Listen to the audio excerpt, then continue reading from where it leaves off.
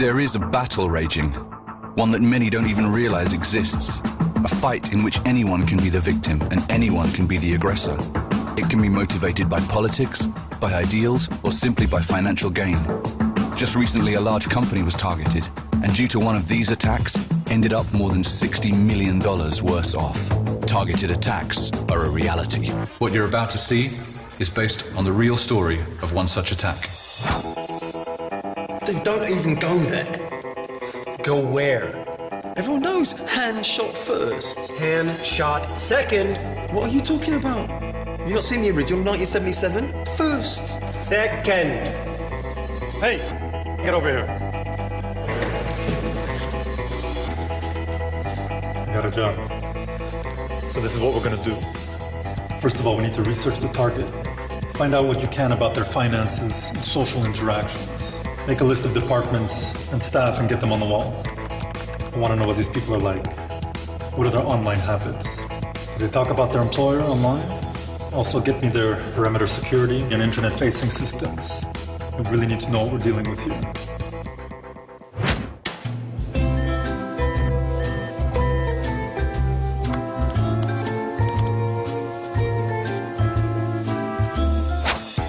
Criminals have examined the target's defenses and know what they're up against. Now they're packing and encoding different malware samples to make sure they remain undetected by standard security software. Sean is using anonymizing software to connect to underground forums. These are used to offer attack toolkits, intelligence, or even just for criminals to offer each other advice.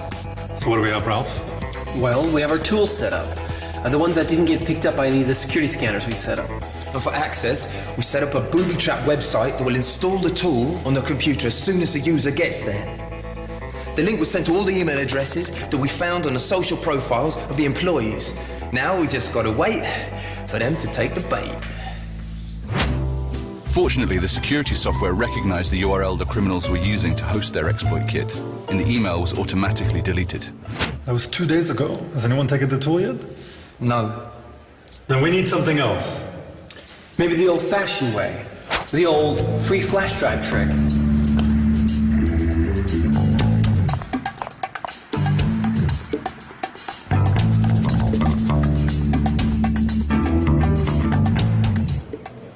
Hi. I found this in front of the main entrance. Could you check it out, please? Yeah, it's good you brought it here. Thanks.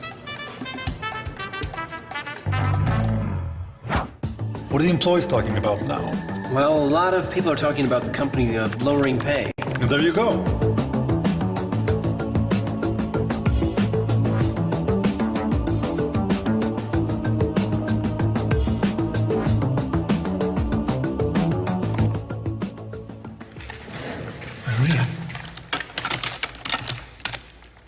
We're in!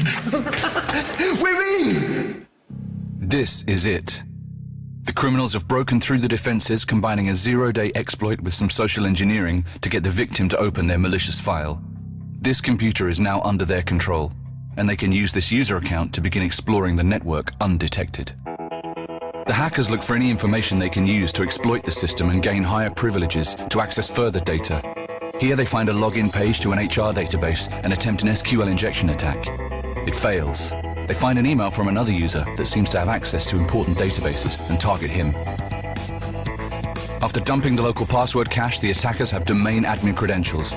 They browse the network to find the machine belonging to the new target. They connect with remote desktop to drop a backdoor for later use and access the local hard drive, searching them for sensitive data. We picked up a minor breach on one of our workstations. We've isolated it and made a thorough scan. We found the bot and removed it. Everything's fine now. Probably just some script-kiddie stuff. Listen, we threw some backdoors on it. We have domain admin, which means we have access to the whole network. We're so close, it's a done deal! Now it's time for the payoff. Exfiltration.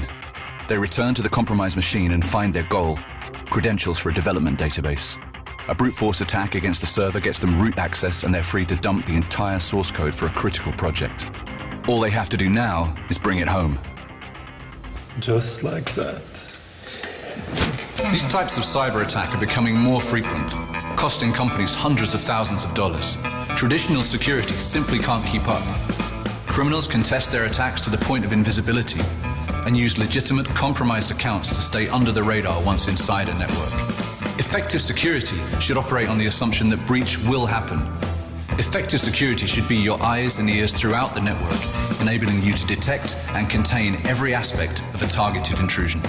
In one recent survey, more than 70% of respondents felt that their own organization's security activities were insufficient to cope with such an eventuality.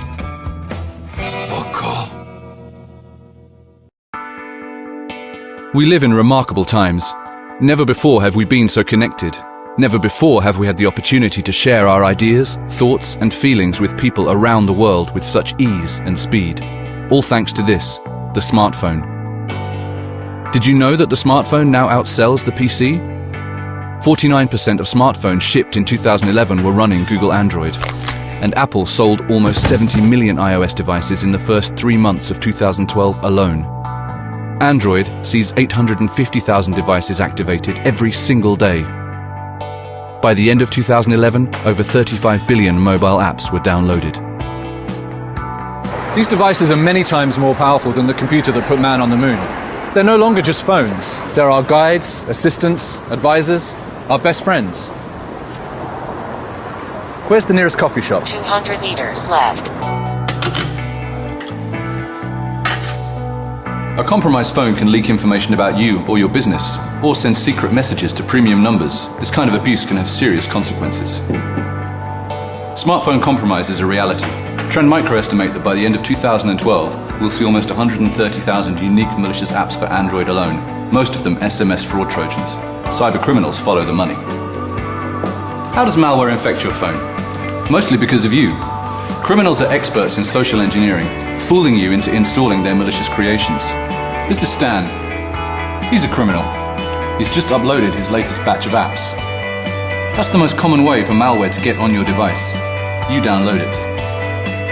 This is Jane, a junior account manager on her lunch break. She's downloading a new game. It's one of Stan's apps. It will secretly send premium rate text messages without her knowledge. She'll lose about $150 this month. Stan just made some easy money, but the day's not over. He's on his way to infiltrate a company. Let's follow him.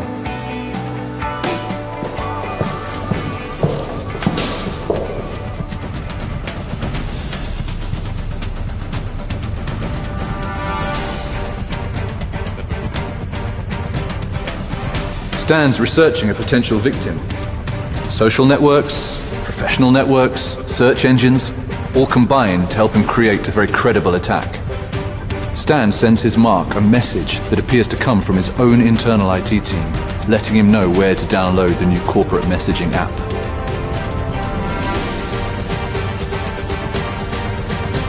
Just a few clicks and the victim installs the malware. Like most other cybercrime, it's easy, simple, and fast. The phone shows no signs of unusual activity, but it's already under the control of the criminal. Stan just got a text message that the malware has been successfully installed, and he now has remote control over the phone. He can do pretty much anything he wants. Right now he's instructing the phone to intercept every incoming call and every incoming SMS. Stan doesn't have to stop with just calls and texts. He wants to know what's happening in the boardroom. One more SMS, and he's remotely activating the mic and recording everything. Targeted and persistent attacks are a reality, and a mobile device is often the most unprotected. Everything that's said in this room is recorded and uploaded to a server where Stan or another criminal can download it. And worst of all, these people have no idea it's happening. Stan got hold of some important information today. Information he can sell on the criminal underground, or even use himself. Corporate espionage and insider trading has never been so easy. This kind of spyware is not science fiction, it's already a reality. This scenario is not a prediction, it's a warning. You can and should be taking the necessary steps to protect your mobile device. Always lock your device with a password. Stick to the official app distribution channels. Check the publisher and reputation of every app you download. And when you install an app, check the permissions it's asking for. and make sure that you invest in effective mobile security and management software.